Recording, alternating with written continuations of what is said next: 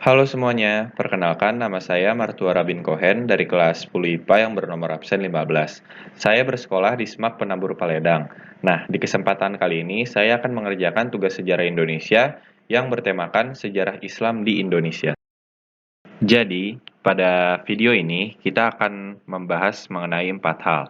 Yang pertama adalah 3 peninggalan yang masih ada di Indonesia, lalu yang kedua teori masuknya Islam ke Indonesia, yang ketiga adalah jalur penyebaran Islam di Indonesia, dan yang terakhir adalah opini saya pribadi mengenai kenapa Islam menjadi agama yang paling banyak dianut di negara Indonesia.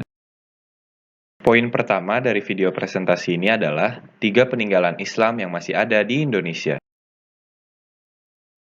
Nah, peninggalan yang pertama adalah Masjid Agung Demak. Masjid ini merupakan salah satu masjid tertua yang berada di Indonesia, yang mulai dibangun pada tahun ke-15 Masehi. Lalu, masjid ini terletak di Jawa Tengah, lebih spesifiknya di Kampung Kauman, Kelurahan Bintoro, Kecamatan Demak, Kabupaten Demak. Masjid ini didirikan oleh Raden Patah, raja pertama dari Kesultanan Demak. Nah, konon katanya, masjid ini dipercayai sebagai tempat berkumpulnya Wali Songo. Nah, peninggalan yang kedua adalah Keraton Yogyakarta.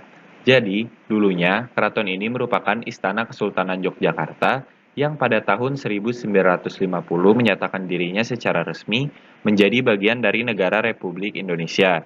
Lalu, keraton ini dibangun oleh Sultan Hamengkubuwono yang proses pembangunannya dimulai pada tahun 1755. Nah, konon katanya, lokasi dari keraton ini merupakan bekas dari sebuah pesanggerahan. Apa itu pesanggerahan? Pesanggerahan adalah tempat istirahat dari iring-iringan jenazah Raja-Raja Mataram. Nah, sekarang kita masuk ke peninggalan terakhir yang berada di video presentasi saya kali ini, yaitu pemakaman Imogiri. Pemakaman Imogiri merupakan komplek pemakaman yang terletak di Provinsi Daerah Istimewa Yogyakarta. Komplek pemakaman ini dianggap suci dan keramat karena yang dimakamkan di komplek tersebut adalah raja-raja dan keluarga Kesultanan Mataram. Lalu, komplek pemakaman ini didirikan pada tahun 1632 oleh Sultan Mataram III Prabu Hanyokrokusumo yang merupakan keturunan dari Sultan Panembahan Senopati yang merupakan Raja Mataram pertama. Sekarang kita akan membahas poin kedua, yaitu teori masuknya Islam ke Indonesia. Kita akan membahas 4 teori. Yang pertama adalah teori Cina. Dalam teori ini dipercayai bahwa masuknya agama Islam ke Indonesia dibawa oleh seorang perantau yang berasal dari negara Cina yang telah menganut agama Islam. Lalu yang kedua adalah teori Gujarat. Teori Gujarat mempercayai bahwa masuknya agama Islam ke Indonesia melalui pedagang yang berasal dari Gujarat, India. Nah, teori ini memiliki 2 bukti, yaitu batu nisan Sultan Malik Al-Saleh yang bercorak India dan tulisan Marco Polo, seorang pedagang dari Venesia yang pernah singgah di Perlak pada tahun 1292 yang berkata bahwa sebagian penduduknya menganut agama Islam. Teori yang ketiga adalah teori Mekah.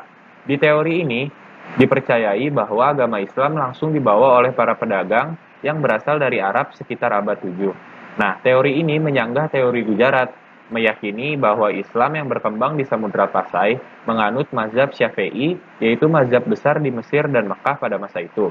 Sedangkan daerah Gujarat, India, menganut mazhab Hanafi. Dan teori yang terakhir adalah teori Persia. Dalam teori ini, dipercayai bahwa agama Islam dibawa masuk oleh orang-orang Persia pada abad 13. Bukti dari teori ini adalah adanya upacara tabot yang memperingati wafatnya cucu Nabi Muhammad SAW di Sumatera Barat. Nah, upacara ini juga merupakan ritual tahunan di Persia. Sekarang kita masuk ke poin ketiga, yaitu jalur penyebaran Islam di Indonesia. Nah, yang pertama adalah jalur perdagangan. Pada jalur ini, Tome Pires mempercayai bahwa sekitar abad 7-16, jalur perdagangan melalui Nusantara sangatlah ramai, sehingga interaksi pedagang yang telah menganut agama Islam dengan masyarakat pribumi sangat intens. Hal inilah yang menjadi alasan mengapa kerajaan Islam di Nusantara kebanyakan berawal dari wilayah pesisir. Kemudian, yang kedua adalah jalur perkawinan. Sebenarnya jalur ini memiliki hubungan dengan jalur pertama tadi. Nah, mengapa demikian? Nah, jadi para pedagang yang melalui Nusantara tadi, ada yang menetap tinggal di Nusantara, yang akhirnya mereka memiliki seorang pasangan yang merupakan rakyat pribumi. Nah, pasangan mereka tersebut yang belum menganut agama Islam otomatis akan membaca syahadat sebagai pintu masuk ke agama Islam. Lalu yang ketiga ada pendidikan. Dengan semakin meluasnya perkembangan Islam, muncullah para ulama. Para ulama ini menyebarkan agama Islam melalui pendidikan dengan cara mendirikan pondok-pondok pesantren di berbagai daerah. Jalur berikutnya adalah tasawuf. Tasawuf merupakan sebuah ajaran yang memiliki hubungan dengan hal-hal yang bersifat magis.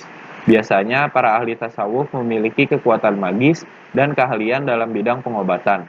Lewat tasawuf, Islam diperkenalkan dengan menunjukkan kesamaan alam pikiran orang-orang Jawa Hindu, Siwa, dan Buddha. Selanjutnya ada jalur dakwah.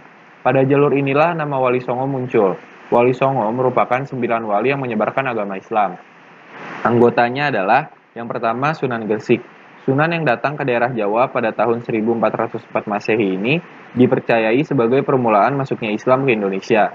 Lalu yang kedua ada Sunan Gunung Jati yang menyebarkan agama Islam di daerah Jawa Barat dan menetap di Gunung Jati yang berada di wilayah Cirebon.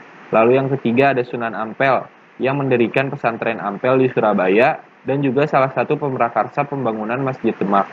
Yang keempat adalah Sunan Giri. Sunan Giri merupakan salah satu murid dari pesantren Ampel yang kemudian mendirikan pesantrennya sendiri bernama Pesantren Giri yang banyak dihuni oleh santri yang berasal dari Maluku. Sunan ini juga dikenal sebagai seniman yang menciptakan gending Jawa. Yang kelima ada Sunan Bonang. Sunan ini juga merupakan seniman yang berasal dari Tuban. Yang keenam ada Sunan Kudus.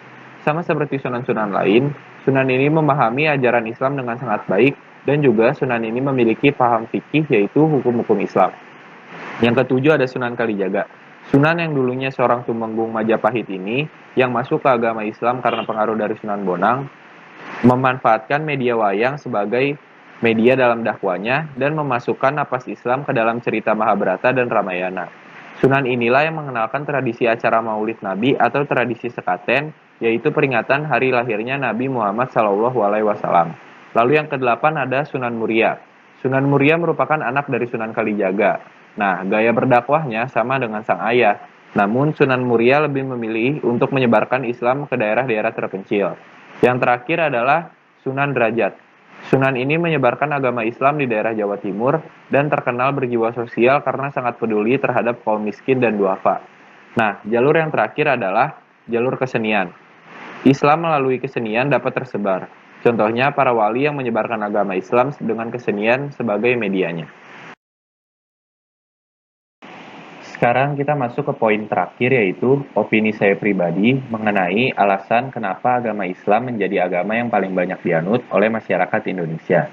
Jadi, Islam merupakan agama yang jalur penyebarannya dapat menyentuh seluruh kelas masyarakat, sehingga banyak masyarakat yang menganut agama Islam. Sekian penjelasan dari saya. Apabila ada kekurangan maupun kesalahan, saya mohon maaf. Semoga dengan video ini teman-teman dapat menambah wawasan mengenai sejarah Islam di Indonesia. Terima kasih.